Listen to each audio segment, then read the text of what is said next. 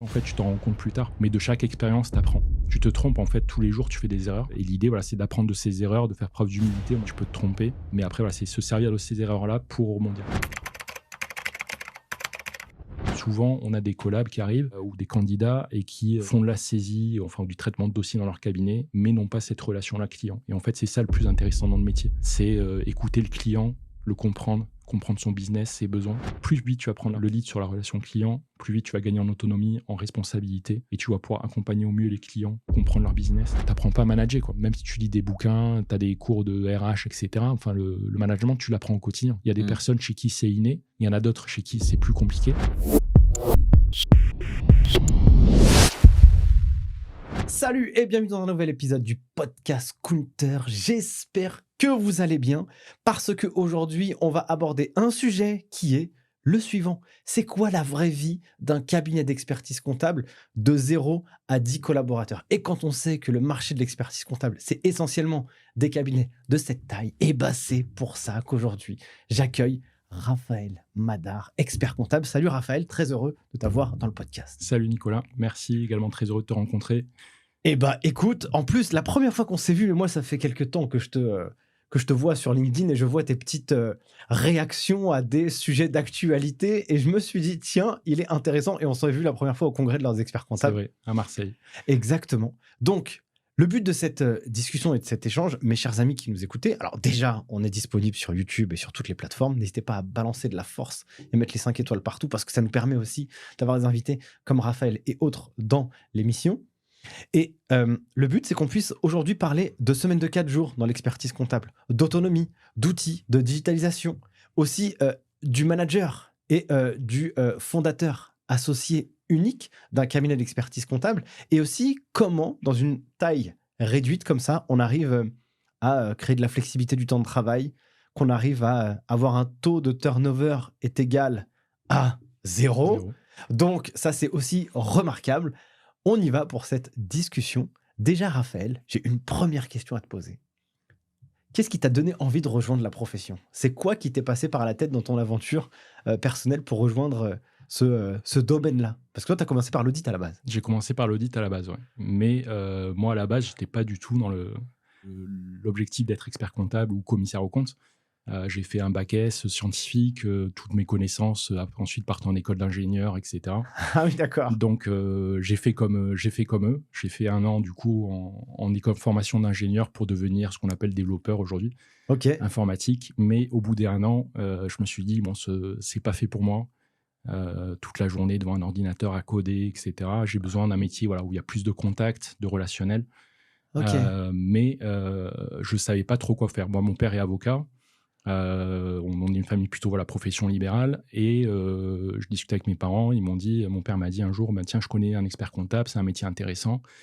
Si tu veux, je te le présente et discute avec lui, quoi, pour voir si ça peut t'intéresser. Ok. Donc je l'ai appelé, j'ai discuté avec lui. Lui, il était du coup commissaire aux comptes dans un big. Et l'approche m'a plu. Je me suis dit, bon, pourquoi pas. Mais Mais il t'a raconté quoi? Qu'est-ce qu'il t'a raconté pour te dire que l'approche, ça t'a sensibilisé? bah, il m'a raconté, voilà, ce qu'il faisait au quotidien, le Ok. contact avec les clients, le conseil, le relationnel, la proximité avec le monde économique, aider le dirigeant à piloter son entreprise. Ok. Enfin voilà, vraiment que tu ressentais au quotidien la valeur que tu pouvais apporter à tes clients. Et donc ça m'a intéressé. Mais il m'a dit, si tu n'es pas sûr de toi, je te conseille pas d'aller directement dans la filière, on va dire classique, DCG, DSCG. À l'époque, c'était DECF, DESCF. Il m'a dit, je te conseille de faire une école de commerce. C'est comme ça te laisse suffisamment de portes ouvertes. Tu fais pendant ton école de commerce des stages en cabinet d'expertise comptable ou d'audit. Et si ça te plaît ensuite, tu pourras du coup te spécialiser. Mais il m'a dit au début, voilà, garde plutôt un profil généraliste, parce que bon, c'était pas une vocation, hein. C'était, je vais y aller pour voir effectivement est-ce que ça me plaît. Garde un profil généraliste, et puis après, par la suite, tu pourras avoir des équivalences, passer tes diplômes, etc. C'est intéressant, ça. Ça veut dire que lui, en fait, il t'a orienté plutôt vers la version business plutôt que dans la version technique. C'est ça, tout à fait. Ok. Ça pourrait être contre-intuitif, Mm. a priori, mais je trouve que c'est quand même assez intéressant comme approche parce que, du coup, tu as peut-être plus aussi la possibilité de te mettre à la place De des l'entrepreneur. enjeux Mm. de l'entrepreneur. Parce qu'on dit souvent l'expert comptable, c'est bras droit, partenaire, C'est ça. Sauf que faire de la compta, c'est pas ça le bras droit et le Mm. partenaire, c'est de comprendre aussi son environnement. Ouais. Est-ce que ça t'a aidé, ça, justement, quand t'es rentré dans la profession? Ouais, tout à fait, ça m'a aidé. Je pense que ça a été un avantage. Je me rappelle d'ailleurs quand j'ai passé mon premier entretien ensuite pour entrer dans un cabinet d'expertise comptable et d'audit. J'ai rencontré un associé. Ouais. Après, il y a le deuxième associé qui vient pour valider le profil et il me dit vous y connaissez quoi en comptabilité? Je lui dis honnêtement, j'y connais rien. OK. Certainement que tous vos collabs qui ont fait des parcours classiques connaissent beaucoup plus de choses que moi. Je lui dis mais par contre, moi j'ai l'avantage, en ayant fait un parcours généraliste, d'avoir pu voir, même si ça reste de la théorie, il faut rester très modeste par rapport à ça, mais déjà d'avoir des notions de marketing, finance, développement d'entreprise, ressources humaines, etc. Et je le dis, je pense que cette approche-là, elle est intéressante justement dans la relation qu'on peut avoir avec le client, parce qu'au-delà de la comptabilité ou de l'audit, c'est comprendre effectivement comment fonctionne une entreprise, quelles sont les problématiques de l'entrepreneur. Et c'est sur ça que je pense aujourd'hui pouvoir vous apporter une valeur ajoutée. OK. Et donc voilà, ça l'a convaincu, on va dire, puisque du coup, ils m'ont pris par la suite. Mais je pense que voilà, ça permet en tout cas d'avoir déjà des connaissances assez généralistes sur pas mal de sujets qu'on peut ensuite approfondir avec l'expérience. Mmh. Et de faire ce qu'on fait aujourd'hui, d'arriver à cet objectif, effectivement d'être partenaire des entreprises et de nos clients, plutôt que vraiment purement technique sur la partie compta. L'audit, est-ce que ce serait pas un espèce de petit super pouvoir, justement, pour bien accompagner et comprendre comment fonctionnent les organisations? Tout à fait. Moi, à la base, j'étais pur auditeur. Quand j'ai commencé, du coup, je sortais d'école de commerce, je suis rentré dans un cabinet, un big. J'ai fait de l'audit. Bon, ça n'a pas été une première expérience super, Je vois ça sur LinkedIn, c'était pas très long. super réussie, pour plusieurs raisons. Parce que voilà, je suis tombé à un moment donné dans une équipe où il y avait un manager qui était sur le départ, on va dire. Et donc, on arrivait, première mission, dans une tour à la Défense. En plus, c'était audit banque assurance. Ah ouais. Donc, tu vois, on arrive dans une tour à la Défense. Et il nous a dit, bon, vous prenez le dossier N-1, vous faites la même chose. Vous faites des tics, vous cross-référencez les trucs, des petits trous dans les feuilles, bon, bref. Bon, j'ai pas trouvé un intérêt super intéressant. Et donc, cette expérience-là, quand je suis arrivé là-bas, je me suis dit, bon, j'ai fait ça pendant 6 mois. Et au bout des 6 mois, je me suis dit, bon, tu sors d'école de commerce, en plus, tu sais, ils te mettent un peu le melon. Tu dis, tu vas être le roi, directeur financier d'une boîte machin. Bon, t'arrives, tu fais des photocopies, des petits trous. Tu dis, mais mince, qu'est-ce que je fais là, quoi? Ah, l'histoire. Donc, je me suis dit, bon, j'arrête ça, c'est pas fait pour moi, ça me plaît pas. Et pendant 1 an, j'ai fait totalement autre chose. Je me suis dit, bon, c'est dommage d'arrêter là quand même, il faut que tu réfléchisses. Et donc, j'ai cherché du coup, qu'est-ce que je pourrais faire pendant cette année-là. Et je me suis dit, je vais faire une formation en ingénierie patrimoniale. Du coup, j'ai fait 1 an en gestion de patrimoine. Donc pareil, un master en alternance, donc pour venir compléter la formation, parce que je me suis dit, ça peut pouvoir toujours te servir plus tard. Si demain tu te relances sur l'expertise comptable, la gestion de patrimoine, le conseil, ça, c'est des choses qui pourront te servir par la suite. Donc j'ai fait ça, j'ai fait mon apprentissage au sein d'une banque dans le service gestion de fortune. Et au bout d'1 an, bon, je me suis dit, je vais quand même retenter l'expérience. C'est dommage d'avoir passé le DSCG en candidat libre, du coup, même si tu as certaines équivalences en école de commerce. Donc je vais repartir en cabinet, mais chercher, tu vois, un cabinet, pas forcément un big, mais quelque chose de suffisamment important, mais qui reste quand même une structure indépendante. OK. Donc là, j'ai passé voilà, plusieurs entretiens, et je suis rentré dans un cabinet voilà, taille importante, puisque c'est un cabinet de plus de 100 personnes à l'époque à Toulouse. Donc cabinet indépendant qui faisait partie d'un groupement.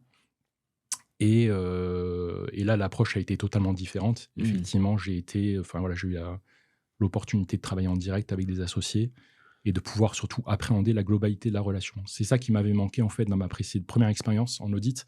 C'est que quand tu es en cabinet, bon, souvent c'est standard. À l'époque, c'était assez standardisé. Donc assistant, stagiaire, première année, tu fais des IMO, deuxième année, tu fais de la trésor, mais sans vraiment apprécier la globalité de la problématique. Tu comprends pas ce que tu fais et pourquoi tu fais. Il y a personne qui prend le temps, enfin en tout cas qui a pris le temps de m'expliquer. Et là, dès le début, en fait, j'ai été mis sur des missions où, en étant en contact direct avec l'associé ou les managers, mais qui avaient une approche pédagogique et qui t'expliquaient les choses, tu comprenais pourquoi tu faisais les choses. OK. Hyper clair. Ça fait 10 ans maintenant que tu as monté ton cabinet. Je passe un peu sur cette expérience que tu as eue dans ce cabinet, ou ce groupement de cabinets. Mais qu'est-ce qui t'a fait switcher?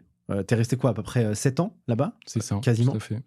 Euh, Qu'est-ce qui t'a fait switcher en te disant, bah maintenant c'est peut-être mon heure de pouvoir créer ma propre histoire? Mm. C'est quoi l'événement déclencheur? Bah, en fait, moi, dès le début, quand je suis entré dans le cabinet, j'ai toujours été quelqu'un d'assez ambitieux et j'avais deux possibilités. Je me rappelle, j'en ai même parlé dès le premier entretien annuel, tu vois, mon première année junior, qu'est-ce que tu parles d'association ou de perspective? Mais voilà, mon objectif, c'était soit d'être associé effectivement dans un cabinet avec un pouvoir de décision, enfin en tout cas voilà, de pouvoir Ok. influer sur les prises de décision, les stratégies, etc. Soit finalement de monter mon cabinet après par la suite. Et quand j'ai eu mon diplôme, les deux opportunités se sont présentées. J'étais, je pense, dans un cursus d'association possible. C'était un moment où le cabinet, du coup, j'étais évolué et faisait entrer de nouveaux associés. Hmm. Et donc là, je me suis posé, je me suis dit, voilà, qu'est-ce que tu as envie de faire? Après, voilà, j'ai sondé ma famille aussi, parce que c'est un élément important, hein, c'est aussi une aventure Ouais, bien humaine sûr. et familiale, voilà, qui a des impacts.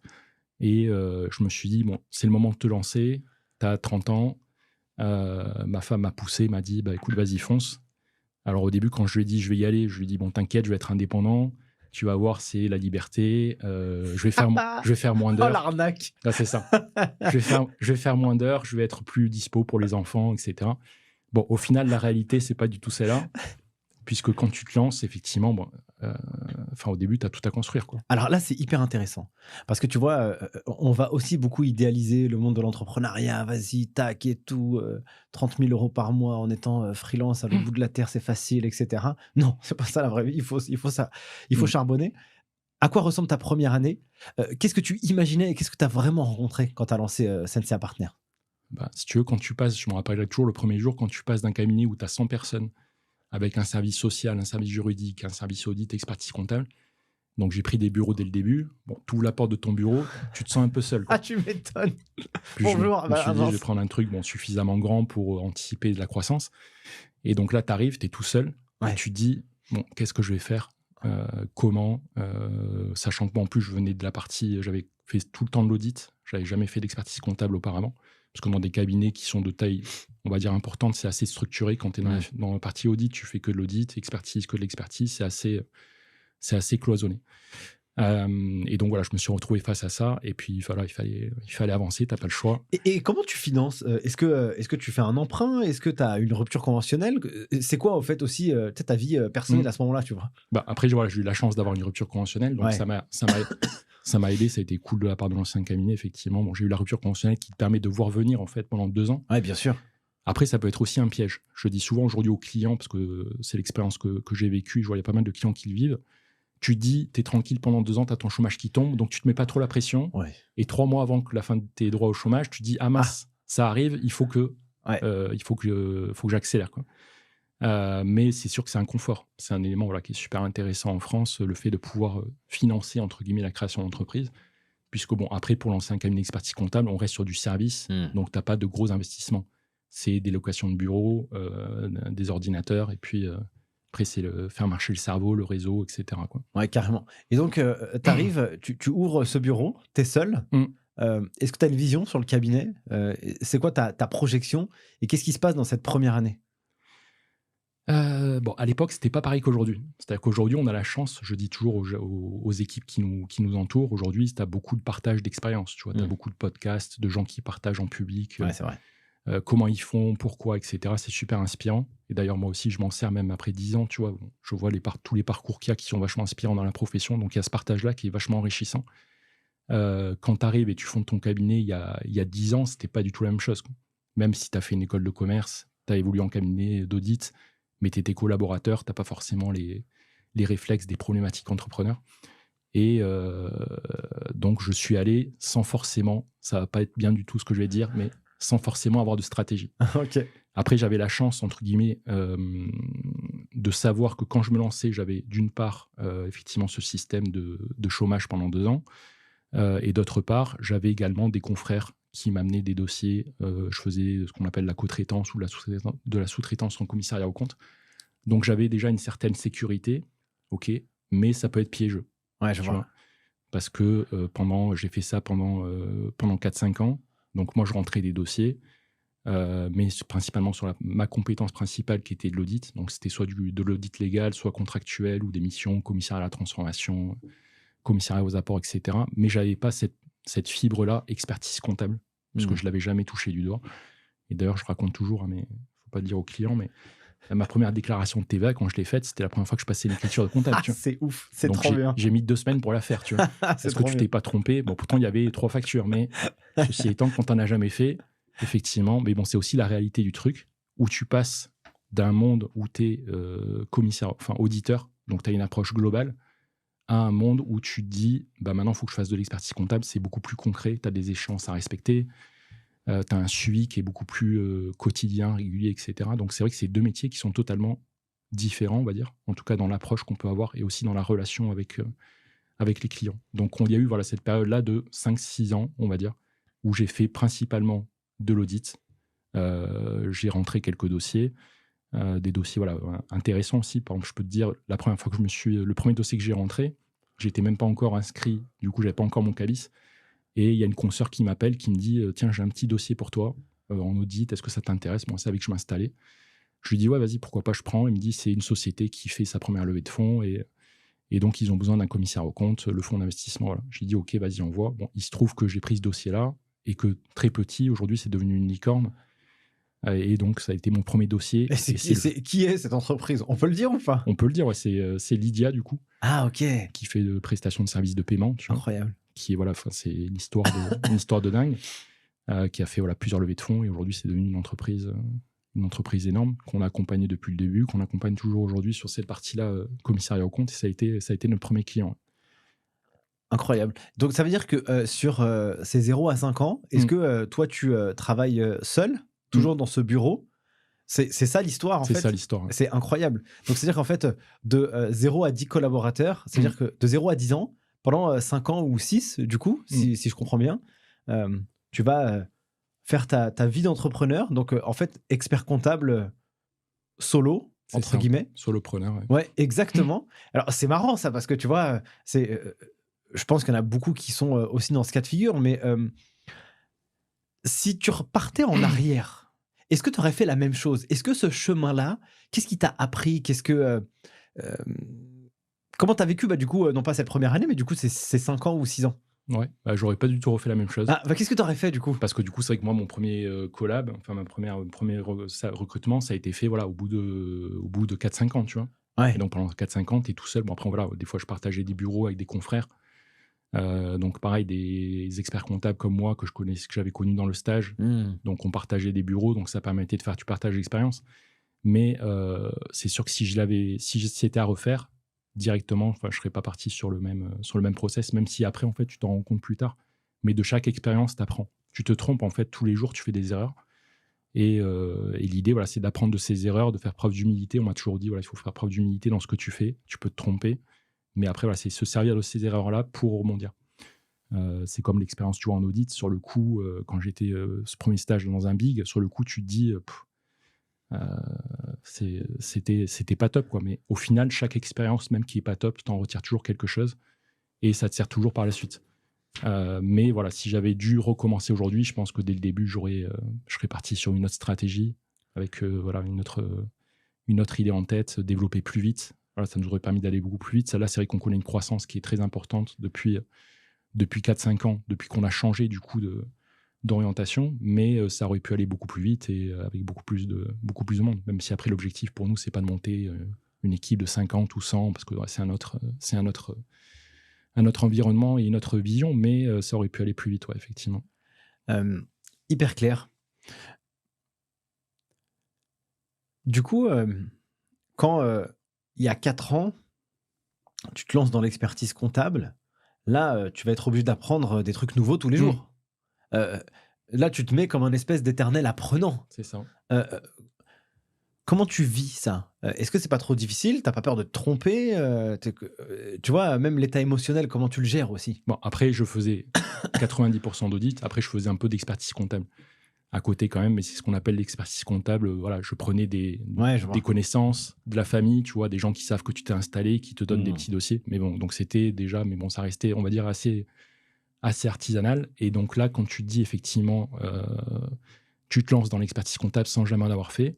Bon, tu as quand même des connaissances, tu as un cursus, un parcours académique, tu as fait de l'audit, donc tu as audité des comptes. Tu sais quand même comment ça fonctionne. Après, c'est juste le côté effectivement pratique dans le quotidien où l'approche est différente, l'attente du client est différente.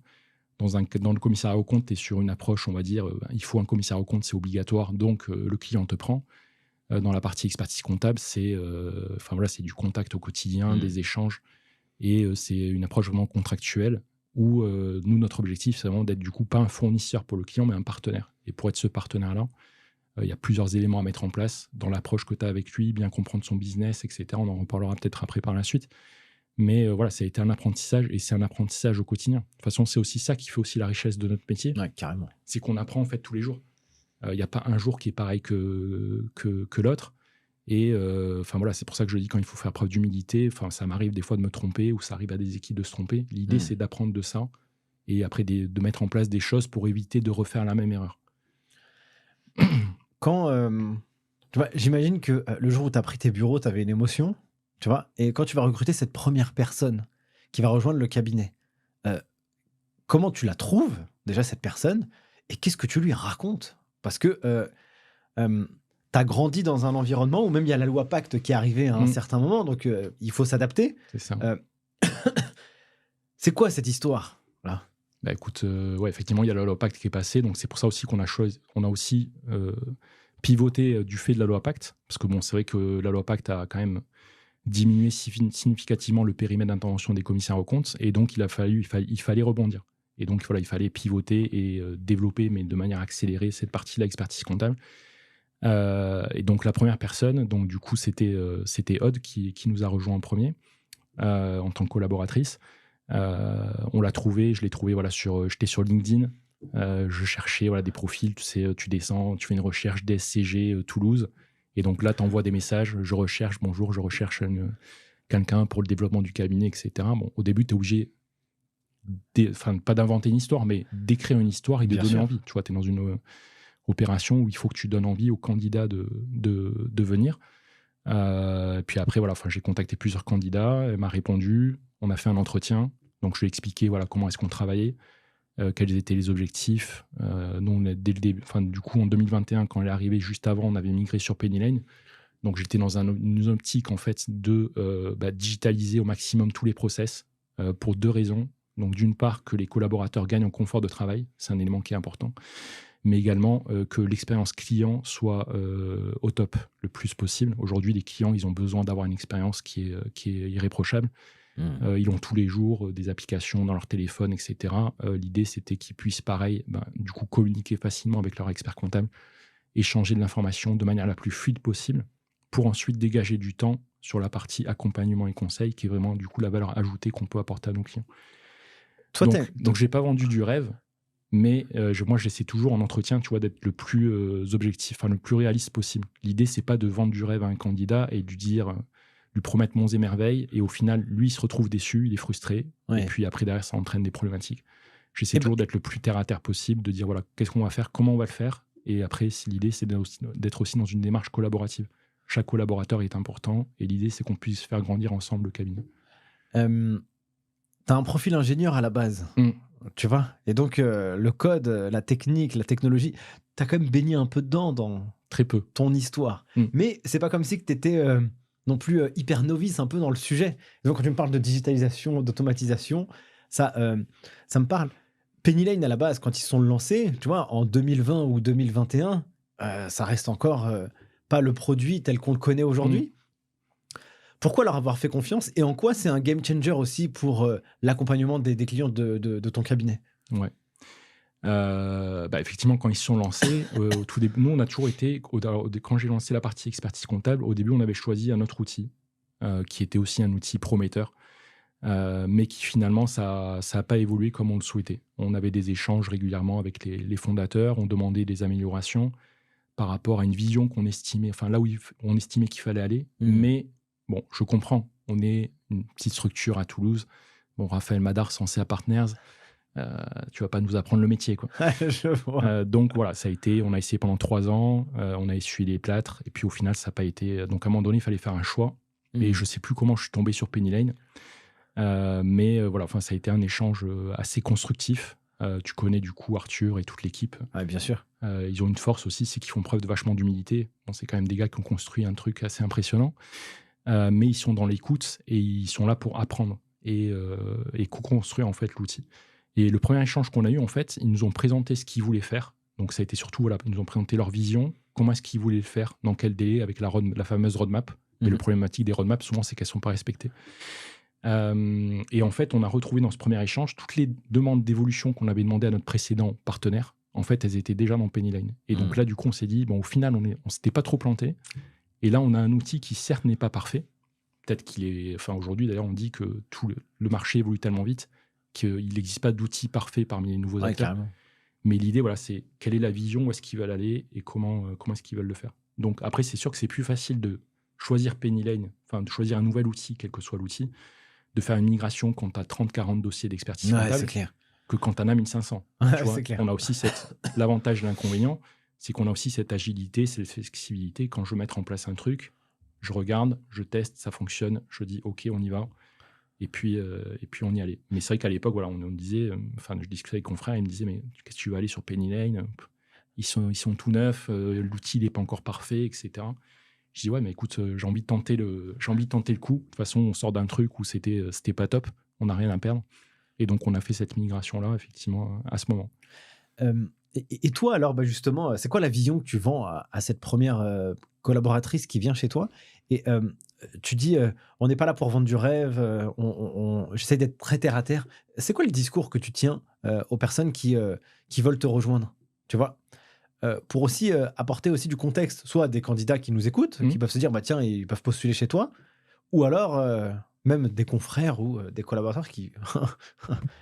c'est quoi le pitch à raconter, tu vois, pour vendre son cabinet? Donc, c'est quoi le tien, en fait, en réalité? Déjà, l'approche qu'on a, qui est assez... même si aujourd'hui, il y a de plus en plus de cabinets qui ont cette approche-là, mais l'approche innovante en termes de process, de fonctionnement, d'outils qu'on utilise pour que les collaborateurs gagnent en confort de travail. Ça, c'est un élément qui est important, parce qu'on passe quand même pas mal de temps toute la journée derrière l'écran. L'idée, c'est d'être le plus productif possible et que soit la relation client soit la plus fluide. Nous, ça ne nous fait pas rêver de relancer des clients en permanence. Donc déjà, il y a cette approche-là. Et c'est vrai que souvent, quand tu présentes cette manière-là de travailler avec les différents outils, aujourd'hui, on utilise Pennyline pour la partie compta, Finthesis pour la partie reporting, data visualisation, JuryAct pour la partie juridique. Déjà, quand tu présentes ces choses-là, il y a un effet, on va dire, waouh, par rapport à quelqu'un qui vient d'un cabinet tradi, où il utilise des outils qui sont historiques, et donc il se dit, OK, là, je vais gagner du temps, je vais pouvoir gagner en productivité et dégager du temps pour l'accompagnement. Après, ce qu'on leur dit également, c'est que pour nous, ce qui est important, c'est qu'on ait un cabinet, du coup, ce qu'on appelle à taille humaine, et la relation client, c'est un élément qui est essentiel. Mais on veut également qu'ils puissent l'apprécier, cette relation client. Souvent, on a des collabs qui arrivent, ou des candidats, et qui, en fait, font de la saisie, enfin, du traitement de dossier dans leur cabinet, mais n'ont pas cette relation-là client. Et en fait, c'est ça le plus intéressant dans le métier. C'est écouter le client, le comprendre son business, ses besoins. Et donc ça aussi, voilà, c'est un élément, je pense, qui attire et qui est important. Moi, je dis toujours au collab, l'idée quand vous arrivez, c'est que très rapidement, vous preniez le lead sur la relation client. C'est que moi, je puisse, du coup, prendre du recul, mais pas pour vous dire, OK, tu prends 50 dossiers et tu t'en débrouilles. C'est pas ça l'objectif. C'est de leur dire, plus vite tu vas prendre le lead sur la relation client, plus vite tu vas gagner en autonomie, en responsabilité, et tu vas pouvoir accompagner au mieux les clients, comprendre leur business, et du coup apprécier le métier dans sa globalité. Et ça vaut pour les stagiaires, pour les apprentis, pour les responsables de mission, quel que soit le poste en fait. Je leur dis, chaque personne dans l'équipe doit pouvoir du coup avoir cette notion-là de relation client pour bien comprendre en fait ce qu'on fait et pourquoi on le fait. C'est pas simplement on passe des écritures. D'ailleurs aujourd'hui on passe plus d'écriture. Nous, avec un outil comme Pennyline, on doit passer peut-être une écriture par an sur un dossier, c'est l'écriture de stock ou de congés payés manuellement, tu vois. Aujourd'hui, on fait du contrôle de données, mais il n'y a plus de saisie comme qu'on a pu en connaître à l'époque. Et donc, c'est vraiment ça, je pense, qui est intéressant, c'est de pouvoir apprécier cette relation client dans sa globalité et ensuite accompagner le client dans ses différentes problématiques et ses besoins. Tu emploies le terme confort de travail. Je trouve que c'est un bon mot-clé à utiliser, justement, parce que c'est vrai que, en fait, quand on se projette et quand tu vas produire de la comptabilité, de la fiscalité, tu vas te retrouver devant un ordi toute la journée. et donc d'utiliser ce terme confort de travail, en tout cas dans la réalisation de ta mission, pour permettre aux gens d'être plus productifs. Alors, le confort de travail, ça leur permet de quoi? D'être plus productifs, mais pour faire quoi? Pour faire toujours plus de clients de la même chose? Ou alors justement d'essayer d'avoir des missions additionnelles pour qu'ils puissent apporter plus de valeur conseil? Parce qu'après, tu dis, c'est bien d'apprécier la relation client. Mm. Bah, du coup, comment tu fais le pan du traitement de la compta juste à cette relation client que tu peux avoir peut-être sur des missions un peu plus haute valeur ajoutée? Ouais, tout à fait. Après, il y a deux visions. Dans le gain de productivité, il y a deux possibilités. Soit effectivement, tu gagnes de la productivité et du coup, ça te permet de plus charger en dossier. Parce que ce que tu faisais avant sur 50 dossiers, ben, tu peux le faire sur 75. Ouais. Soit sinon, l'idée, c'est gagner en productivité, mais pour dégager du temps, pour apporter plus de qualité aux clients. Et nous, c'est vraiment sur cet aspect-là qu'on... Ça, c'est ta vision. C'est ma C'est votre vision. Ouais. Ok. C'est l'idée, voilà, c'est pas de faire, de charger les collabs. Ok, ce que tu faisais avant en 1 heure, maintenant tu peux le faire en 15, et donc je vais te donner 3 fois plus de dossiers parce que tu es plus productif. L'idée, c'est vraiment de gagner du temps pour gagner en qualité et en accompagnement par rapport aux clients. Parce que c'est ce qui va en fait nous différencier. Nous, on est un cabinet, bon, pour un petit cabinet à taille humaine, le critère de différenciation, ça va être par rapport à la qualité du travail que tu vas apporter, par rapport à l'écoute que tu vas avoir au niveau de tes clients et répondre au mieux à leurs besoins. Et donc, pour pouvoir faire ça, il ne faut pas que tu sois la tête dans le guidon tout le temps. Il faut que tu puisses produire suffisamment vite pour ensuite prendre du recul et échanger du coup avec le client et comprendre ses problématiques et lui vendre du coup du service additionnel. Mais après, voilà, nous, l'idée, c'est pas de vendre pour faire du chiffre d'affaires. C'est d'abord de comprendre le besoin client et ensuite, en fonction de ce besoin, quelles sont les missions qu'on pourrait venir du coup ajouter, mais qui répondent à ça.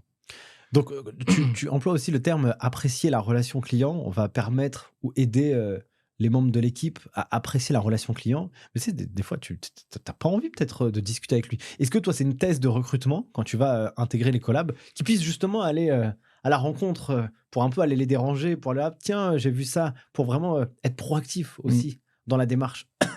Est-ce que ça, c'est ce que tu recherches? C'est ce qu'on recherche. Après, il y a plusieurs profils au sein d'un cabinet. C'est sûr que je le vois. Il y a des collaborateurs qui sont très à l'aise avec les clients, que ce soit en visio, par téléphone, etc. Il y en a d'autres qui le sont moins. Donc, tu vois, après, ça va dépendre des profils. Du coup, des collabs qui sont plus à l'aise avec les clients, tu vas peut-être les mettre sur des dossiers où il y a vraiment besoin d'échanges qui sont assez réguliers. Et des collabs qui sont moins à l'aise, du coup, tu vas peut-être les mettre sur des dossiers où le client a moins de besoin, il y a moins besoin d'échanges. Mais voilà, c'est un critère, effectivement. Voilà. Après, chaque profil est particulier. Mais c'est un critère qui est important. Et surtout, voilà, moi, quand je fais rentrer des gens au bureau, je leur dis les compétences techniques, c'est une chose. Après, il y a le savoir-être qui est important. Et après, il y a surtout, du coup, ce que tu appelles souvent la culture business, qui est un élément important. C'est-à-dire qu'avant de rentrer dans un dossier, c'est bien comprendre l'activité du client. Parce que plus on va comprendre l'activité du client, comment il est organisé, comment est-ce qu'il fonctionne, quelles sont ses problématiques, ses partenaires, etc. Et plus on va être à même de l'accompagner. Et c'est ça qui est aussi important. C'est pas simplement faire du traitement de données ou de la saisie. C'est vraiment comprendre, du coup, le business. Et c'est aussi toute la partie qui est intéressante. C'est à la fois intéressant, mais ça peut aussi être complexe. Tu vois, parce que le matin, tu travailles sur un dossier, un artisan. Après, tu vas passer sur un commerçant, un restaurateur, puis une très grosse entreprise. Et après, tu vas redescendre. Donc, en fait, tu traites 50 sujets différents dans la journée. Et donc, ça nécessite aussi une gymnastique intellectuelle et une adaptabilité qui est pas évidente, mais qui fait tout l'intérêt du métier, en fait. Hyper clair. Quand tu me faisais l'illustration, enfin, quand tu étais en train de m'expliquer ça, j'avais une question en tête. Comment tu permets aux membres de ton équipe de avoir à la fois cette culture business, mais aussi cette capacité à aller challenger le besoin du client? Pourquoi je te pose cette question? Parce que dans nos études, on ne fait pas ça, nous. Non. DCG, DSCG, on est des techniciens, tu vois. Justement, comment tu leur apportes cette brique? Est-ce que tu les formes? Est-ce que tu leur apportes des éléments de contexte pour qu'ils puissent justement poser des questions? Comment tu fais pour les aider? Ou alors, de manière assez spontanée, ils vous ont rejoint, ils t'ont rejoint, et donc dans le cabinet, il y a des profils qui se sont détachés pour naturellement faire ça. Alors déjà, quand ils arrivent, il y a toute une partie onboarding qui est importante, tu vois, où moi, je prends pour chaque personne qui rentre directement 2-3 jours au début, où il passe 2-3 jours avec moi, où je lui explique du coup le fonctionnement du cabinet. Bon, il y a toute la partie, on va dire, assez classique, le fonctionnement, les outils informatiques, l'ordinateur. Je me rappelle du coup quand tu racontais l'histoire où toi t'es arrivé le premier jour dans ton cave et l'ordinateur il marche pas. Bon, c'est un truc qui nous paraît totalement improbable. Mais bon, ceci étant, voilà, c'est des choses qui sont importantes. Et après, je le forme sur les outils. Et après, je prends le temps sur chaque dossier qu'il va avoir, du coup, de lui expliquer les particularités du dossier, l'activité. En fait, on fonctionne avec Notion, du coup. Donc, il y a une base de connaissances commune au sein du cabinet. Chaque collaborateur a un espace dédié. Ok. Et en fait, il vient renseigner cette base de connaissances. Mais moi, avant qu'il arrive, j'ai déjà commencé à la pré-renseigner, de sorte à ce qu'il ne parte pas à blanc, quoi. Qu'il ait déjà des éléments de contexte, les problématiques du dossier, les spécificités, etc. Peut-être un peu d'historique, Voilà, etc. d'historique, Ok. c'est ça. D'historique, les problématiques en termes de stratégie, sur le secteur d'activité, les particularités. Et donc déjà, il est sensibilisé par rapport à ça. Et après, voilà, ça nécessite aussi, effectivement, comme tu l'as dit, les formations classiques, on n'est pas sensibilisé à ce genre de sujet. Et donc, je leur dis, après, ça nécessite aussi un travail personnel, on va dire. Mais ça, c'est plus même pour eux, pour leur culture générale. Aujourd'hui, on a la chance d'avoir de l'information qui est accessible partout.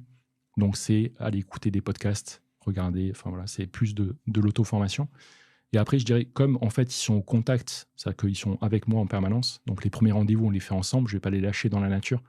Donc, ça leur permet aussi de voir comment est-ce qu'on parle aux clients, quels sont les sujets qu'on aborde et quels sont voilà, les points d'attention à avoir. Et donc, je pense qu'il y a tout cet aspect-là, mais il y a aussi du coup un travail personnel, effectivement, qui est à faire. Après, ça peut passer par de la formation, mais ça nécessite voilà, une curiosité aussi personnelle et un intérêt aussi du collaborateur pour ces sujets-là. Mais je pense de toute façon, on ne va pas avoir le choix. Il y a aujourd'hui beaucoup d'évolutions dans notre métier. La facture électronique, enfin, la digitalisation, enfin, on est déjà dans un processus où on est vachement automatisé. Et donc, si on veut pouvoir apporter de la différence par rapport aux clients et du conseil, on est obligé d'avoir cette culture-là business. Et c'est un travail à la fois personnel, à la fois un travail d'équipe qui s'apprend au quotidien. Ouais, là, je partage aussi ce point de vue. C'est que je pense que ceux demain qui auront de très bonnes opportunités dans les cabinets, tu vois, alors, je sais pas si tu partageras mon avis, mais on peut vraiment designer le cabinet de demain avec en mode t'as plus de compta à faire, qu'est-ce qu'il faut? Donc là, il faut vraiment du jus de cerveau, quoi. Là, il faut de la compétence. Tout à Donc, fait. t'as pas la compétence pour apporter de la valeur à un entrepreneur qui n'a que des problèmes. Donc là, tu peux être inventif pour lui trouver des solutions à ses problèmes. Mais du coup, ça demandera forcément à la fois au cabinet de faire son taf, de faire monter en compétence les gens, mais il faut que aussi, d'un point de vue proactif, ils aient envie de le faire et qu'ils aillent le faire par eux-mêmes aussi. Tout à fait. Il faut qu'il y ait aussi voilà, une volonté personnelle. C'est comme quand tu as des enfants. Ah ouais. Tu vois, tu leur dis, tu as beau leur prendre tous les cours, les aides, etc., les soutiens. Si à un moment donné, il n'y a pas un minimum de travail perso, Ah ouais, ou d'investissement personnel ou d'intérêt, tu vois, même, c'est pas du travail. Tu vois, écouter un podcast, tu fais ça quand tu es dans le métro, dans le train, etc. Bon, ça prend pas trop de temps. Et au final, voilà, ça te permet de gagner pas mal en compétences. Mais bon, c'est vrai qu'aujourd'hui, voilà, on va être obligé d'avoir cette transformation-là au niveau des équipes. C'est pas évident au quotidien, hein, parce qu'en fait, on parle de digitalisation depuis 15 ans. Mais là, le mur de la facture électronique avec l'IA, ChatGPT, etc., enfin, ça évolue à une vitesse telle qu'on ne sait même pas dans 2-3 ans quel va être le modèle et quels vont être du coup les impacts au niveau de la profession. Et toi, est-ce que tu as des craintes pour justement ce mur à franchir là, une fois qu'il va, il va arriver comme dans le marathon, quoi? C'est ça. Bah, après, je te dirais qu'on a déjà pris les devants quand C'est ça même. que j'allais dire. Ouais. On a déjà pris les devants, on va dire, sur toute la partie production. Le danger, à mon avis, c'est pour les cabinets qui se disent on n'y va pas parce qu'on ne sait pas encore, on verra plus tard quand ça sera stabilisé. Là, du coup, effectivement, on prend les décisions au pied du mur et souvent, ce n'est pas forcément les meilleures d'expérience. Là, on va dire que depuis 5-6 ans, on est vraiment dans ce process-là de digitalisation, d'automatisation. Et donc, je pense qu'on a un peu d'avance sur le sujet. Après, la difficulté, effectivement, la prochaine étape, ça va être transformer les collaborateurs. Et donc là, tu vois, c'est compliqué pour un cabinet de la taille comme le nôtre, réfléchir à bien mettre en place les formations, quelles actions mettre en place, comment, etc. Donc on commence à faire ça. C'est pas encore totalement abouti. Je te dis, on est dans un apprentissage. L'intérêt aussi, c'est que tous les jours, tu peux essayer des trucs, tu fais des itérations d'idées, de process, etc. Et du coup, voilà, aider les collaborateurs à se transformer sur ces sujets. Mais je dirais que voilà, chez nous, en tout cas, de la saisie comme on peut l'imaginer encore aujourd'hui, il n'y a pas de saisie. Il y a du contrôle de données. Après, voilà, il y a aussi le danger. Toute l'automatisation, ça nécessite en face de mettre en place des procédures de contrôle. Oui, bien sûr. Parce qu'aujourd'hui, tu as beaucoup de données qui arrivent dans l'outil comptable, que ce soit Pennyline ou un autre. En fait, tu ne la vois quasiment plus passer. Carrément. Et le danger, c'est justement de ne pas avoir cet esprit-là d'analyse et de ne pas aller plus loin et de laisser passer les choses qu'on aurait vues si on saisissait effectivement la facture à la main. Du coup, toi, tu es là à la tête d'un cabinet, unique associé. comment tu fais justement d'un point de vue stratégique pour réfléchir au futur de ton cabinet? Parce que t'as pas un espèce de partenaire Mm. avec toi qui te permet justement de refléter des idées. Comment justement tu arrives à progresser, à imaginer ton propre futur? Ouais, effectivement, ouais, j'ai pas de personnes, tu vois, comme dans des cabinets où ils sont deux, trois associés, Ouais. où tu peux échanger et te dire, voilà, si on fait ça, est-ce que c'est bien, qu'est-ce que tu en penses? En fait, tu es seul décisionnaire. Mais après, voilà, ce que je dis aussi aux équipes, c'est l'idée, c'est de co-construire le cabinet ensemble. Mmh. C'est justement, voilà, je pense avoir l'humilité et aussi, du coup, c'est intéressant pour les équipes, c'est comment est-ce qu'on construit ensemble le cabinet de demain? Qu'est-ce qu'on fait aujourd'hui qui est pas top? Parce qu'il y a des choses qu'on fait qui sont pas top et comment est-ce qu'on peut essayer de l'améliorer? Après, la difficulté quand tu es tout seul, c'est que souvent tu lances des idées, enfin après, voilà, tu as des retours, mais après, c'est la mise en place de tout ça. Parce que quand tu gères un cabinet associé unique, bon, faut dire que les semaines, elles sont assez chargées. Tu Tu m'étonnes. gères la partie administrative, la partie ressources humaines, le commercial, le technique. Donc, en fait, tu dois avoir 15 casquettes dans la journée et c'est assez compliqué à gérer. Tu vois, d'ailleurs, on en parlera tout à l'heure, mais moi, quand je mets en place la semaine de 4 jours, c'est pour les équipes. Mais moi, je sais que la journée où ils sont pas là, je suis plus productif en une journée Ouais, que forcément. de le reste de la semaine. Donc, voilà, c'est là où c'est compliqué, mais aussi, voilà, c'est la réalité. Enfin, voilà, j'écoute pas mal de choses, je lis pas mal, je me documente. Après, c'est sûr que tu n'as pas la personne en face, effectivement, pour venir confronter et challenger tes idées. Après, tu peux effectivement, peut-être ça, c'est une solution aussi. Aujourd'hui, tu vois, tu as pas mal de consultants qui peuvent venir éventuellement Mmh. t'aider, mettre en place, voilà, enfin, te dire, OK, ce que tu fais, c'est bien, c'est pas bien. Ça peut être une solution. Mais aujourd'hui, voilà, j'essaie pas mal de trucs. Il y a des trucs qui marchent, il y a des trucs qui marchent moins bien. Mais globalement, voilà, on essaie quand même d'aller dans cette direction pour améliorer le quotidien des équipes et essayer d'évoluer aussi vite que le marché. Enfin, au plus vite, c'est essayer d'avoir toujours ce temps d'avance par rapport à ce qu'on peut observer. J'ai un ouvrage, Passer de la performance à l'excellence. Alors il est imbuvable à lire, hein, mais il est, très intéressant dans le sens où, tu as, le leader en fait, hein, tu Mm. vois? Le fondateur, le dirigeant, où en fait la thèse du livre, c'est de se dire, on va identifier les boîtes qui ont le plus performé à l'échelle mondiale et on va comprendre, la manière dans laquelle elles sont structurées et comment elles fonctionnent. Souvent, c'est un dirigeant, alors il y a Elon Musk et Steve Jobs qui Mm. sont très connus parce que c'est des dirigeants, stars, mais c'est beaucoup quelqu'un, de très humble, avec beaucoup d'humilité et souvent qui va avoir une vision, mais qui va la co-construire avec, les membres de son équipe, C'est ou en ça. tout cas les membres proches de son équipe, qui fait que ça crée, bah, du coup, l'entreprise ou le cabinet de demain, quoi. Mm. C'est ça. Après, moi, je te dirais, pour être transparent, c'est vrai qu'on parle beaucoup de bouquins, etc. Après, moi, ce que j'ai du mal, et j'en discute avec des confrères souvent, c'est de passer, OK, tu as lu le livre, c'est cool. Ah, faut y aller après, hein. Après, comment est-ce que tu mets tout ça en application? Ouais, ouais, c'est clair. Quand tu lis, tu dis c'est super. Je pense qu'après, en fait, il faut les relire plusieurs fois. Mais passer de la théorie du livre à la pratique, comment est-ce que tu le mets en application dans ton cabinet, c'est compliqué, quoi. Moi, ce livre, il m'a beaucoup marqué dans le sens où, j'avais l'impression que je devais avoir, un cap, extrêmement précis, avec un but extrêmement précis à atteindre et que, ça devait venir, de moi ou de mon associé ou de nous 2. Et en fait, le jour où j'ai lu ce livre, je me suis dit: «Mais en fait, non, en fait, j'ai qu'une vague idée de où est-ce qu'on veut aller. Mmh.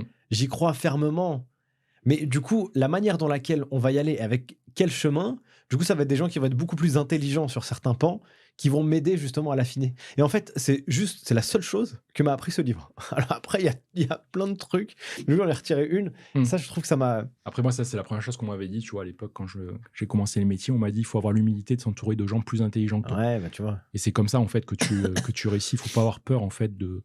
L'idée, voilà, c'est d'agréger des compétences, des talents, même si je sais qu'il faut pas utiliser ce terme-là, de talent. Bon, la dernière fois, je me suis fait reprendre gentiment par quelqu'un. Il paraît que ça déshumanise, du coup, les collaborateurs. Mais d'agréger, on va dire, les talents pour, du coup, progresser ensemble. C'est là aussi où c'est intéressant. Après, voilà, c'est comment, voilà, on apprend tous les jours. C'est petit à petit, chacun... Enfin, on a la chance de faire un métier, en fait, où chaque cabinet est différent. Je crois qu'il y a 18 000 cabinets en France. Ouais. Chacun exerce son métier comme il le veut, de la manière dont il le veut. Ça peut être seul, ça peut être à 2, à 5, à 500, à 1000. Et aujourd'hui, voilà, le fait d'avoir des gens qui partagent leur expérience, c'est aussi vachement enrichissant parce que tu en apprends tous les jours. L'idée, c'est pas de dire tiens, je vais copier ci ou copier ça, mais c'est t'inspirer de telle ou telle chose Mmh, et de voir comment est-ce que tu pourrais le mettre en place au sein de ton cabinet. carrément. Hem, J'aimerais qu'on aborde 2 sujets hyper importants, turnover 0 et semaine de 4 jours. Mm. Hem, Comment on arrive à ces objectifs? Quand on croise dans les couloirs des bruits qui disent: «Bah, en fait, purée, mais tu travailles tout le temps et c'est jamais vivable». Donc comment tu as réussi à trouver cette organisation de travail. Je précise que la semaine de 4 jours, c'est pas 365 jours par an. Pas encore. C'est à certains, pas encore. Donc ça, c'est dans la vision, en tout cas. Peut-être. Comment tu as mis en place ça? Où est-ce que tu l'as découvert? Et c'est quoi ton retour d'expérience à ce sujet? Du coup, la semaine de 4 jours, on l'a mis en place il y a 3 ans. Donc là, du coup, c'est la 3e année. Ah ouais, donc ça fait longtemps déjà. C'était pas hier, quoi. Ouais, c'est ça. Après, je disais pas mal de... Moi, j'ai toujours été habitué, j'étais de la vieille école, où ça me dérangeait pas de faire 80 heures par semaine. Génial cette école. Voilà. Je voyais mon père, il bossait de 6h du matin jusqu'à 21h le soir. Bon, on va dire que j'ai été éduqué dans ça, donc ça me dérangeait pas. Ceci étant, après, aujourd'hui, tu es quand même face à une réalité où c'est important, cet équilibre vie pro, vie perso. Ça peut paraître des fois bullshit, etc. Mais je pense que les gens, ils ont besoin de ça. Et je me suis dit, aujourd'hui, on est un cabinet de petite taille. Pourquoi est-ce qu'on ne testerait pas ça? Du coup, l'idée, c'est il faut qu'on trouve des moyens de différenciation pour attirer les talents, les collaborateurs. Et la mise en place de la semaine de 4 jours sur une période, effectivement, c'est entre le mois de juin et le mois d'octobre, qui est une période en termes d'activité qui est plus calme, on va dire, un peu plus calme que le reste de l'année. Pourquoi ne pas tenter? Donc du coup, là, j'ai lancé ça. Bon, évidemment, tout le monde a dit oui. On met en place la semaine de 4 jours, je l'ai annoncé comme ça, tout le monde était content. Et puis après, j'ai vu, je pense qu'en fait, après, c'est une question d'organisation. Après, je laisse les gens être assez autonomes dans leur travail. Donc, je n'ai pas dit, on va faire comme si, pendant 4 jours, vous faites ci, ça, etc. Après, ces 4 jours travaillés, il n'y a pas d'heures sup pendant ces 4 jours-là. C'est la journée du vendredi, elle est offerte, quoi. Mais moi, le ressenti que j'ai, c'est que je pense que sur cette période-là, en 4 jours, les gens sont plus productifs. Du coup, ils savent qu'ils ont le vendredi où ils ne travaillent pas. Et donc, en fait, ils arrivent à faire en 4 jours ce que normalement ils feraient en 5. Tu diminues un peu tes pauses, tu es plus productif, tu es plus efficient dans ton travail. Et donc, on a mis ça en place depuis 3 ans et ça fonctionne bien. Les collaborateurs sont contents. Ça leur permet d'avoir 3 jours en été, faire des week-ends, etc., avoir du temps pour soi. Et je pense que c'était important de redonner du temps aux équipes. Après, nous, on est dans un cabinet, si tu veux, où on accorde pas mal de flexibilité par rapport aux horaires de travail, etc. Bon, après, je dis toujours, quand quelqu'un arrive, vous organisez comme vous voulez. Si vous voulez poser des congés, ça n'a jamais été la fête. Les gens sont quand même respectueux, ont des valeurs. Ouais, bien sûr. Mais si tu as besoin, à un moment donné, de prendre une après-midi ou de partir plus tôt, d'arriver plus tôt, de partir plus tard. Mais par contre, ce que je demande, c'est qu'il n'y ait pas d'heures supplémentaires. Enfin, que les gens, je veux pas que les gens restent au boulot jusqu'à 19h, 20h. Sinon, à un moment donné, ça veut dire qu'il y a un souci, soit au niveau de leur charge de travail, soit au niveau de l'organisation. Et donc, l'année, il n'y a pas de période haute. Moi, j'ai connu d'anciens cabinets où il y avait période haute, période basse. Donc, période haute, tu devais faire 2 heures en plus par semaine, et période basse, c'était normal. Même nous, en période fiscale, tu vois, les gens à 18h, ils sont partis, quoi. Mais ça ne me dérange pas. Parce que je sais que, du coup, je pars du principe que les gens savent le taf qu'ils ont à faire.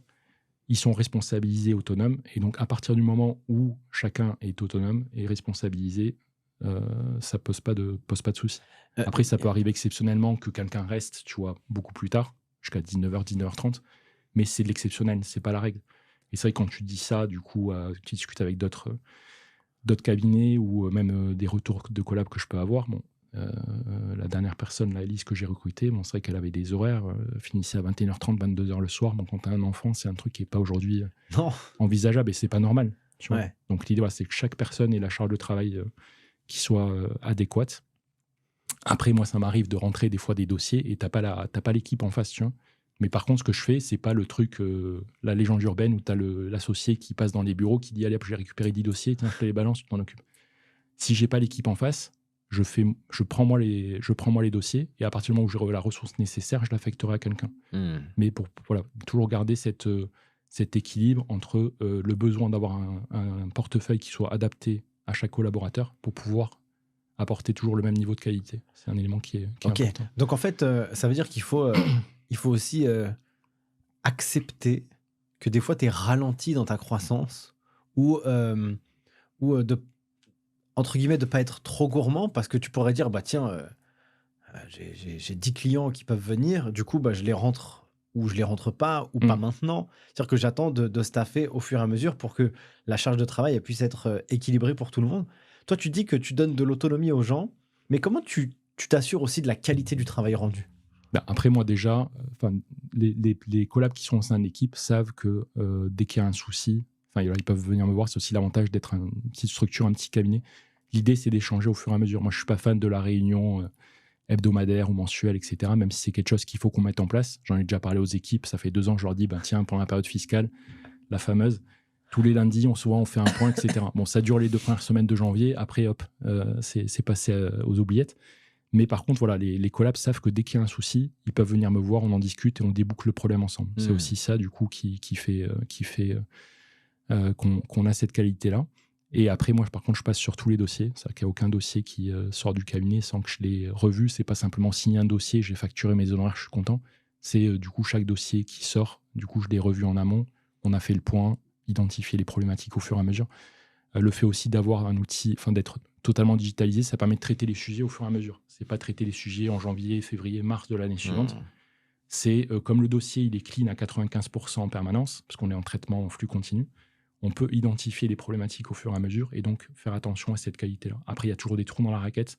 Il y a des trucs, dernièrement encore, il y a eu un sujet où des fois, là, tu passes à côté de quelque chose, mais derrière, tu as fait cette erreur-là et tu mets en place des mesures correctives pour ne plus les faire. Hyper clair. Comment ça se fait que... Alors, comment tu t'assures que la charge de travail pour les collaborateurs, elle est au juste niveau? Tu vois, pour pas qu'il y ait de débordement. Comment tu arrives à le sentir? Comment tu arrives à le mettre en place, tu vois? Parce que ça demande un peu d'expérience, ça demande un peu d'empathie, ça demande... comment tu fais pour avoir ce feedback et ce retour, quoi? Après, voilà, souvent, je demande aux collabs, est-ce que ça... on fait un point de manière informelle et je leur demande, voilà, est-ce que ça va? Est-ce que vous n'êtes pas trop chargé au niveau de votre portefeuille? Est-ce que vous avez besoin d'aide? Est-ce qu'il y a besoin, vous pensez, est-ce qu'il y a besoin qu'on prenne un profil complémentaire ou une ressource complémentaire, etc. Même si c'est compliqué, mais bon, du coup, ça, on peut l'anticiper. Donc voilà, c'est plutôt au niveau des échanges. J'arrive à voir, en fait, après, au niveau de chaque collaborateur, on est assez transparent par rapport à ça. Et s'il est trop chargé, il faut qu'on trouve un moyen de le décharger. Après, il n'y a pas de suivi des temps chez nous. Donc, du coup, il n'y a pas la saisie des temps. Donc, c'est vrai que ça ne me permet pas de voir, du coup, est-ce qu'il a passé trop de temps sur tel ou tel dossier ou est-ce qu'il est trop chargé. Mais c'est plus, du coup, de l'échange au quotidien qui me permet de voir s'il y a une problématique par rapport à ça. Et t'aimerais... et pourquoi tu ne fais pas les temps? Parce que tu n'as pas eu le temps de le faire? Parce que c'est chiant.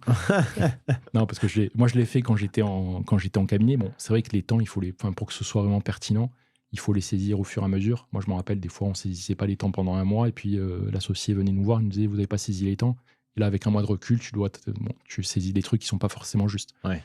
Là, il y a Pennylen qui a sorti un truc, ça ne marche pas encore top, mais la saisie des temps automatique, tu vois, donc qui permet aux collaborateurs d'éviter de saisir leur temps. Par contre, ça détecte quand ils passent du temps sur un dossier, et le lendemain, ça leur envoie une notification pour qu'ils viennent valider les heures. Ah, trop bien. Donc ça peut être quelque chose, effectivement, mais plus en termes de gestion interne, analyse de rentabilité, boni, malus sur les dossiers. Après, l'idée, c'est pas de... Moi, j'ai expliqué au collab quand ça s'est sorti, j'aurais dit, tiens, il y a ça qui est sorti, j'ai fait une com en interne. Ça serait pas mal qu'on regarde si c'est cohérent, mais j'aurais dit, l'idée, c'est pas de vous fliquer ou de savoir ce que vous avez fait à quel moment. C'est plus d'apprécier justement la charge de travail, de pouvoir mieux la matérialiser et de voir combien de temps on a passé sur tel dossier. Est-ce que vous n'êtes pas trop chargé sur le portefeuille? Est-ce qu'il y a des choses qu'il faut faire bouger dans les méthodes de travail? Donc, c'est plus dans cet aspect-là. C'est pas forcément saisir les temps pour dire combien de temps tu as passé sur un dossier, tu as passé trop de temps, c'est pas bien. C'est plus adapter ensuite les process et voir comment est-ce qu'on peut améliorer ça. Hyper clair. 9 personnes sous ta responsabilité. J'ai un espèce de chiffre en tête où on se dit à partir de 7 personnes à manager, ça commence à devenir compliqué. Comment tu fais, toi, pour avoir la casquette de stratège, de chef d'entreprise, de manager, la tête dans les dossiers, parce qu'ils passent tous aussi. À quoi ressemble ta semaine? Ma semaine, elle ne ressemble pas à grand-chose. Après la semaine, voilà, c'est vrai qu'effectivement, là, c'est plusieurs casquettes. Après, j'ai la chance d'avoir une équipe du coup, qui est vachement investie. Je sais que je peux m'appuyer sur eux. Je travaille voilà, ils savent que je leur fais confiance. Ils savent aussi que je suis disponible. Donc ça, c'est vrai que ça aussi, ça aide. Quand tu sais déjà que tu peux t'appuyer sur une équipe en qui tu as confiance et qu'il y a de la qualité qui est produite, c'est déjà un élément qui est important. Après, voilà, chaque responsable de mission, on va dire, manage son junior, son assistant, son junior. Donc déjà, ça fait une sorte de management intermédiaire, même si c'est pas encore même si c'est pas encore suffisant. Mais bon, c'est vrai que ça fait beaucoup de boulot parce que tu gères 50 sujets et souvent, tu te fais ta to-do list du lundi, tu arrives le vendredi, tu te dis mince, alors. j'ai pas commencé. Et donc, voilà. Mais après, voilà, c'est plus moi une question d'organisation. Je sais qu'il y a des choses qu'il faut qu'on arrive à mettre en place, tu vois, débloquer du temps, etc. Mais après, voilà, c'est quelque chose qui est intéressant. Le management aussi, c'est pareil, tu vois, tu fais un cours de management, t'apprends pas à manager, quoi. Même si tu lis des bouquins, tu as des cours de RH, etc. Enfin, le management, tu l'apprends au quotidien. Il y a des personnes chez qui c'est inné, il y en a d'autres chez qui c'est plus compliqué. Et c'est pour ça aussi que le fait d'avoir ce management, ce qu'on appelle souple ou innovant, bon, ça permet aussi, voilà, de travailler dans un climat de confiance détendu. Tout le monde sait qu'on est là pour s'entraider. Et donc, voilà, je pense que ça permet d'éliminer certains problèmes. Et après, il y a des collabs avec qui on fait des points 2-3 fois par jour. Il y en a d'autres, c'est 1 fois par semaine. Après, voilà, c'est à la demande. Même si l'idéal, ça serait effectivement de bloquer des plages, tu vois, te dire le lundi matin, c'est à la demande. C'est à la demande. Et puis après, le reste de la semaine, vous vous débrouillez. On refait un point le lundi suivant. Donc voilà, c'est vrai que c'est pas évident de gérer 9 personnes, surtout qu'on ne te l'a jamais appris. Ouais. Et donc voilà, tu fais des erreurs, tu apprends. Et puis après. C'est quoi les erreurs que tu as pu commettre, que tu as corrigées aussi, qui ont apporté une valeur où tu as senti un changement positif, en tout cas dans ta posture de manager, tu vois? Bah après, c'est surtout dans la communication. C'est vrai qu'au début, moi, je suis quelqu'un de plutôt réservé. Ouais. Mais quand tu as une équipe, voilà, il faut éliminer les barrières, en fait. Ce qu'il faut, c'est arriver à dénouer les problèmes au fur et à mesure. Parce que quand tu laisses les problèmes s'accumuler, c'est là où, à un moment donné, ça peut te péter à la tronche. Et ça devient compliqué. Et il faut prendre les décisions au bon moment. Tu vois, des fois, une fois, on a dû se séparer un collaborateur de manière... par le biais d'une rupture conventionnelle. Bon, ça n'a pas été une décision facile à prendre. En plein mois de mars, tu vois, l'année dernière, période fiscale. Mais il a fallu le faire et prendre cette décision, mettre l'affect de côté. Moi, je suis quelqu'un, voilà, qui met beaucoup d'humain, d'affect, etc. Mais à un moment donné, tu te dis, pour que le cabinet continue à avancer et pour que ça fonctionne pour tout le monde, il faut prendre cette décision-là. Et donc, plein mois de mars, une personne qui part et gérer 50 dossiers. Et donc là, ça a été la catastrophe. Et bah, du coup, comment tu le vis, ça? Et aussi, comment tu transmets cette information aux membres de l'équipe et comment tu la partages? Parce que là, tu emploies le mot confiance aussi tout à l'heure et transparence. Alors, je ne sais pas si c'est toi qui as employé ce mot, mais de toute façon, si. Raconte-moi du coup les dessous de cette histoire. Parce que, pourquoi je te pose cette question? Je fais un podcast la semaine dernière avec le président du directoire de Inextenso. Et quand je fais l'épisode, et je lui pose une question, comment il analyse, lui, ses managers ou les gens qui vont travailler avec lui? Et il me dit, j'analyse pas celui qui a envie de recruter, parce que c'est bien de recruter, c'est cool. J'analyse vraiment sa capacité à prendre des décisions difficiles. Et du coup, j'ai trouvé que c'était intéressant de prendre ce prisme-là, parce que ça, c'est pas une décision qui est toujours simple. Comment tu l'as vécu et comment tu t'y es pris aussi? Bah, moi, ça a été la première décision difficile que j'ai eu à prendre, tu vois, en termes de gestion humaine. Ouais. Et j'ai reculé l'échéance. Et puis, à un moment donné, voilà, j'ai dit, OK, je pense qu'il faut pour des questions perso, de chacun de notre côté cabinet, côté collab aussi, etc. Mais j'ai essayé quand même de faire ça correctement. L'idée, c'était pas de dire, OK, c'est fini comme ça du jour au lendemain. On a mis en place des choses, voilà, qui lui permettaient derrière de rebondir. J'ai essayé d'expliquer au mieux pourquoi, du coup, ensuite, après d'aider, du coup, derrière d'accompagner, etc., dans la recherche de quelque chose de nouveau.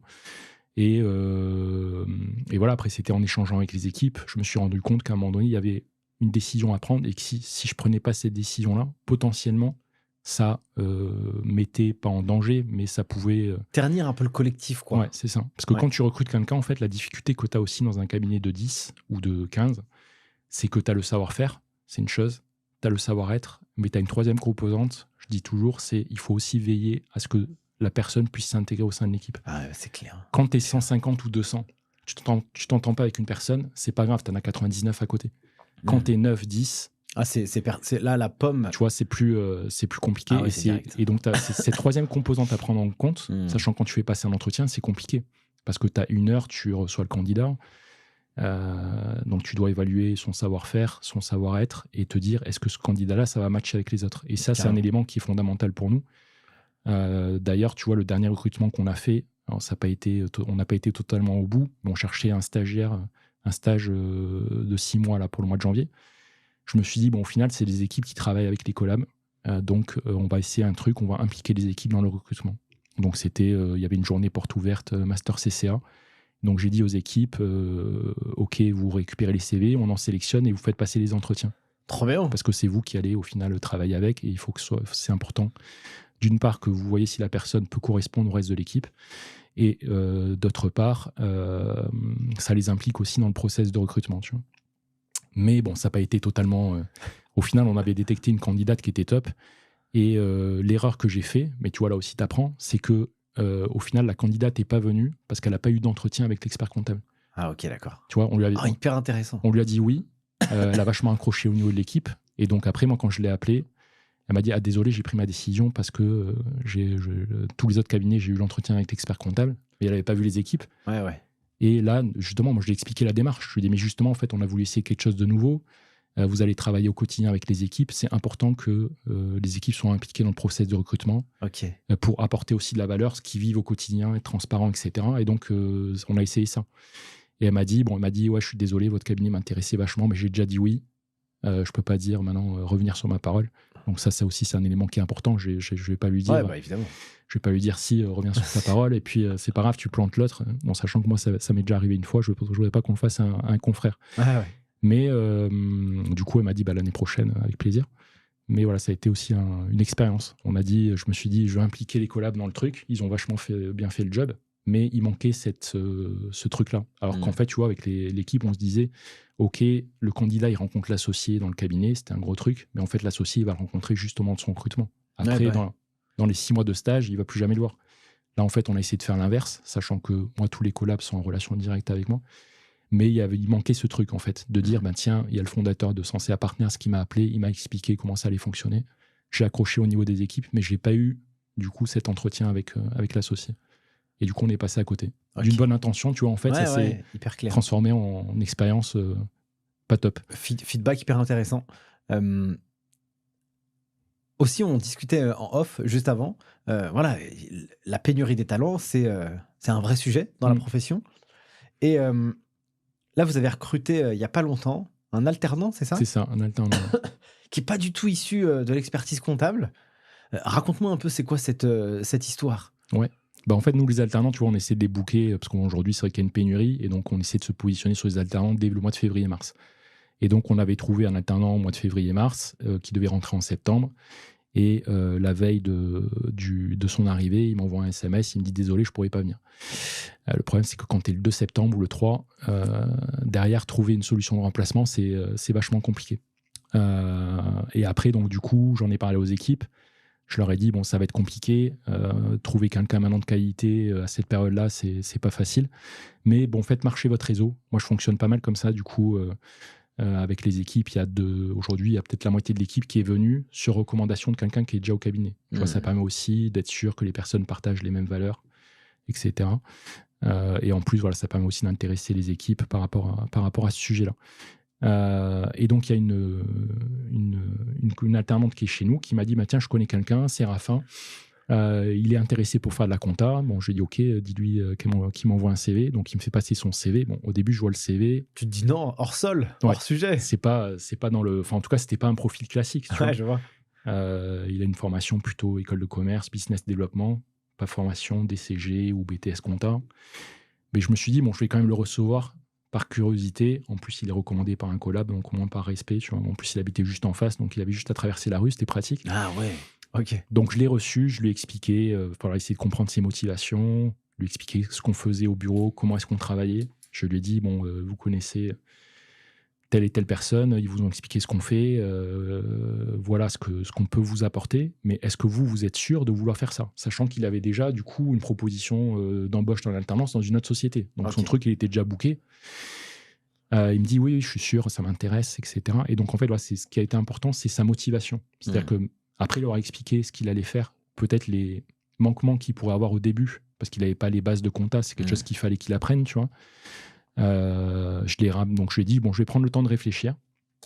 En plus, il a un profil un peu market, tu vois, communication. Donc il m'a proposé pendant l'entretien, il m'a dit, si vous voulez, je fais de la com, du marketing, je pourrais faire des heures sup pour faire la com du cabinet. Bon, on cherchait quelqu'un, effectivement, on s'est dit ça pouvait être une solution. Je lui ai dit non, mais attends, je t'arrête, tu feras pas d'heures supplémentaires, tu es alternant. Si on choisit de vous prendre, on mettra en place une demi-journée ou une journée par semaine sur laquelle vous pourrez effectivement apporter cette compétence qui nous intéresse. Mais voilà. Et donc après, voilà, j'ai réfléchi, j'ai fait le point avec les équipes et je l'ai rappelé. Je lui ai dit, vous êtes sûr de vous, c'est votre dernier mot, vous avez toutes les cartes en main. Il m'a dit oui, pas de souci. Donc du coup, on a fait choisi ce profil-là, qui est un profil, ce qu'on appelle un peu atypique. Mais ce qui m'a vraiment intéressé dans la personne, tu vois, c'est sa motivation et de dire, il n'est pas du tout issu de la compta, mais il veut faire ça.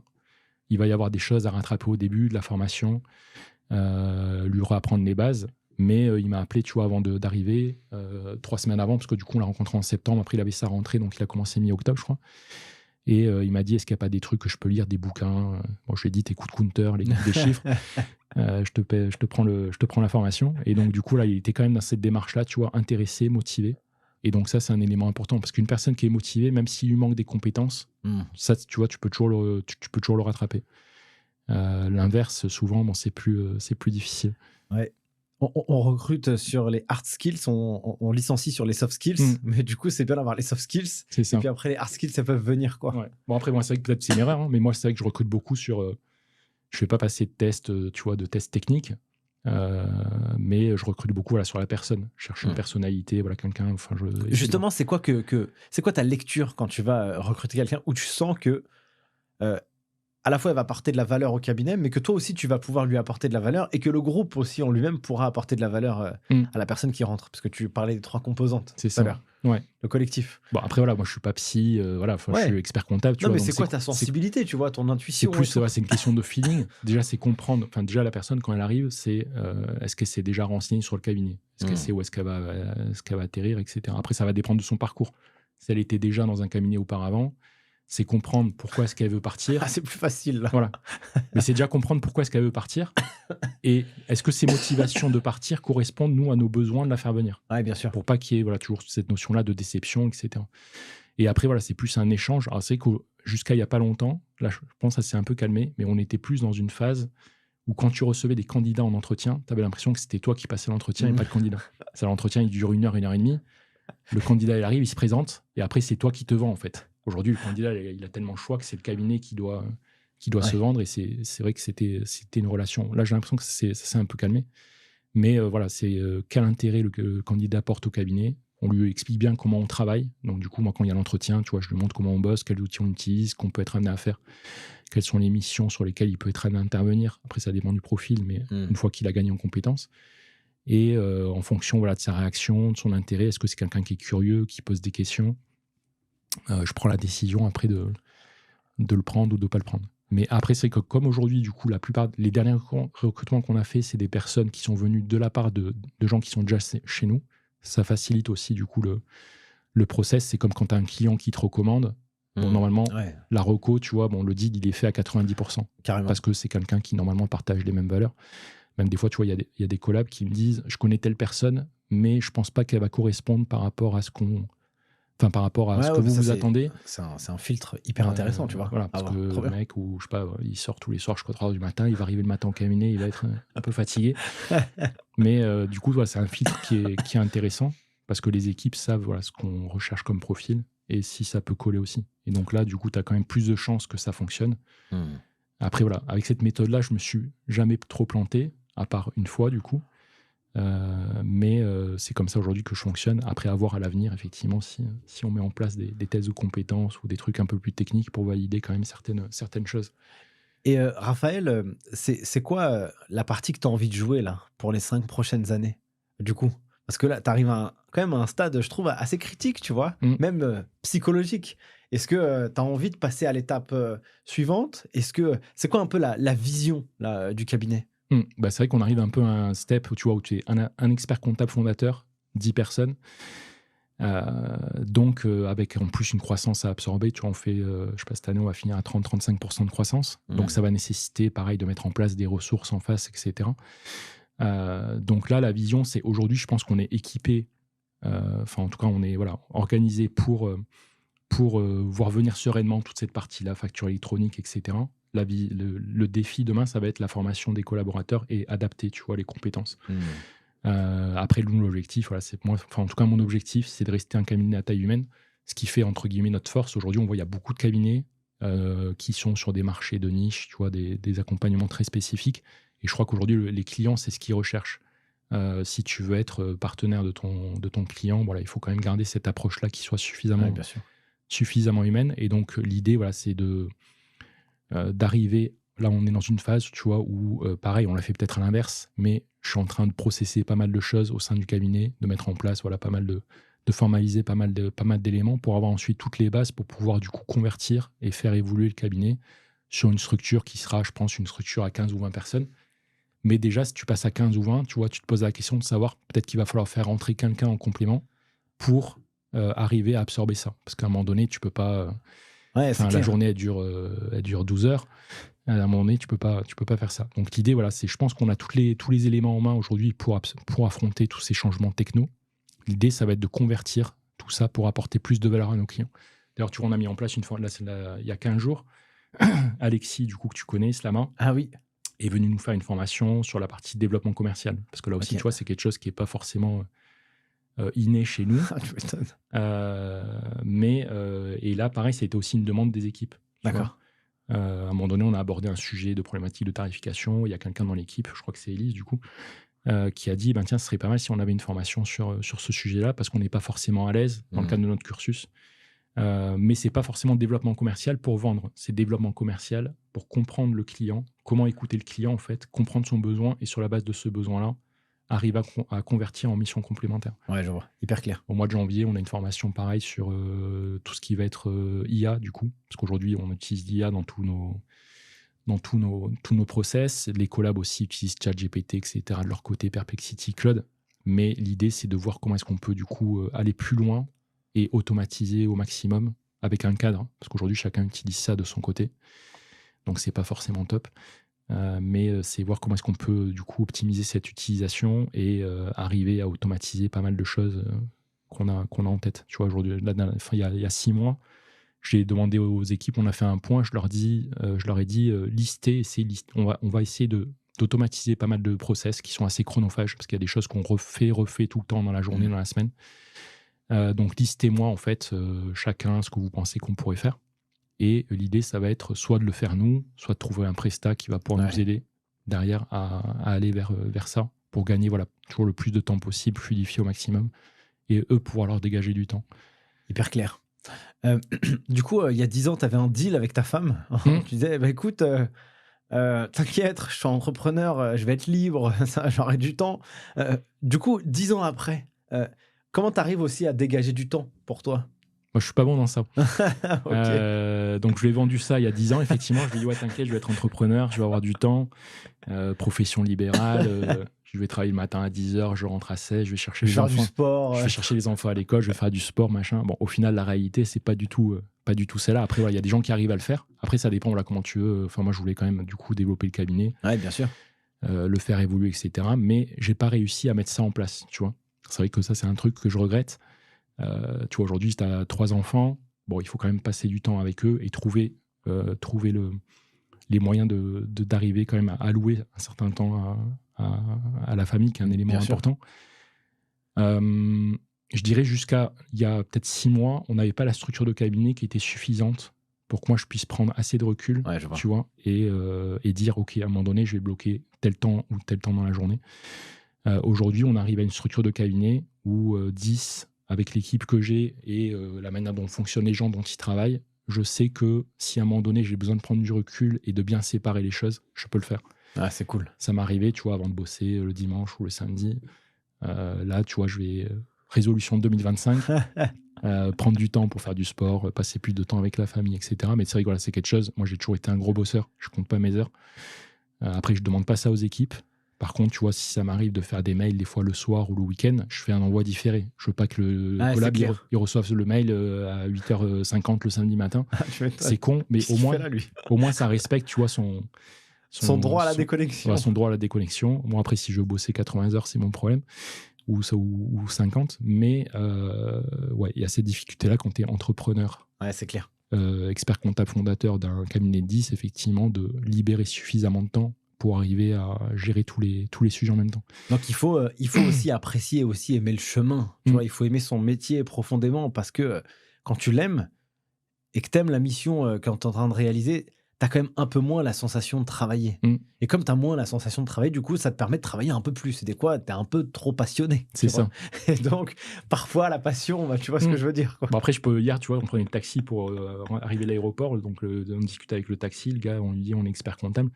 Il me dit, ouais, ça, c'est un métier de passionné. Donc, effectivement. Ouais. Tu vois. Bon, je lui ai dit, moi, c'était pas une passion quand j'étais tout petit, quoi. Mais bon, effectivement, avec le temps, plus tu vas développer le cabinet, plus tu vas avoir de clients, etc., en fonction des. Et plus, effectivement, ça devient. Enfin, voilà, accompagner le client, l'écouter, répondre à des besoins, des problématiques, des dons et des sujets. Enfin, voilà, nous, avec les clients, on discute de milliers de choses qui touchent pas du tout à la compta. Ouais. Après, des fois, tu as des clients qui veulent écouter. Et tu en as, par contre, tu as beau leur dire attention, il y a ça qui va pas. Ça marche pas. Mais jusqu'au jour où peut-être ça sera trop tard. Et là, du coup, effectivement, ils n'auront pas le choix. Il faudra qu'ils prennent la décision. Mais souvent, voilà, c'est cet aspect-là. Des fois, il faut répéter les choses aux clients. Tu vois, je pense à un client et on avait identifié une problématique. Ça fait 1 an qu'on lui en parle. Il ne voulait pas en entendre parler. Et puis, au final, au bout d'1 an, je ne sais pas par quel miracle, il s'est dit ok, allez, hop, on y va, go. Et puis voilà. Trop bien. Merci beaucoup, Raphaël. On arrive déjà à la fin de cet épisode. C'est passé très vite. C'était un vrai plaisir pour moi de le partager. J'ai quand même une question traditionnelle que je pose à la fin de chacun de mes épisodes maintenant. Est-ce que la vie ou une rencontre t'a appris quelque chose que tu pourrais partager à nos auditeurs ? Le métier, il est fait de rencontres au quotidien qui ont fait que, à un moment donné, il y a des gens qui t'ont fait confiance, qui t'ont donné ta chance. Tu vois, je parlais souvent de la première expérience que j'ai eue. Ouais. Où en fait, c'est quelqu'un qui m'a mis en relation avec le cabinet où je suis rentré au début. Et cette personne-là, elle m'a rendu un service incroyable. Elle m'a dit, ok, bon, je te conseille d'aller dans tel et tel cabinet. Lui, c'était un ancien expert comptable qui était retraité. Il m'a dit, voilà, en fonction de ce que tu cherches, je te conseille d'aller dans tel et tel cabinet. Je pense que ça peut correspondre à ton profil. Donc du coup, moi, après, derrière, j'ai démarché. Et on m'a dit, comme tu viens de la part de cette personne-là, du coup, je sais que je peux lui faire confiance. Et donc, c'est là où ça m'a ouvert pas mal de portes et ça a eu ensuite un impact derrière sur mon développement personnel et professionnel. Cette personne-là, aujourd'hui, elle est décédée il n'y a pas longtemps, tu vois, il y a 2 ans. Mais j'ai toujours gardé un lien très fort, tu vois, avec sa famille. Parce que je sais que voilà, c'est lui qui m'a mis le pied à l'étrier. Il y a des rencontres comme ça, en fait, qui marquent l'esprit et qui sont des tournants, en fait. Tout à fait. Et en fait, on s'en rend pas forcément compte à l'instant T. Oui, bien sûr. Et après, quand tu y réfléchis, et que je sais que donc cette personne-là, sa femme, aujourd'hui, c'est une cliente. Mais voilà, j'ai toujours beaucoup de reconnaissance, etc. par rapport à ce que son mari, qui était ancien expert comptable, du coup, a fait pour moi. Et m'a mis, entre guillemets, le pied à l'étrier. Parce que bon, je suis arrivé, je connaissais pas grand monde. Enfin, je revenais de Paris, je connaissais pas grand monde à Toulouse. Et donc, il a su, en fait, en fonction de ce que je lui ai dit, m'orienter vers les cabinets qui pouvaient me correspondre. Et même si au final j'ai fait le choix d'aller sur la création de mon propre cabinet, ce que je regrette absolument pas aujourd'hui, ça a été des éléments de vie qui m'ont permis d'avancer et de construire ce qu'on a construit aujourd'hui. Trop bien. Écoute, merci beaucoup, mon cher Raphaël, pour cette discussion et ce podcast. Si vous souhaitez postuler dans le cabinet de Raphaël Sancerre Partners, allez-y directement en description de cette vidéo. Et vous savez quoi ?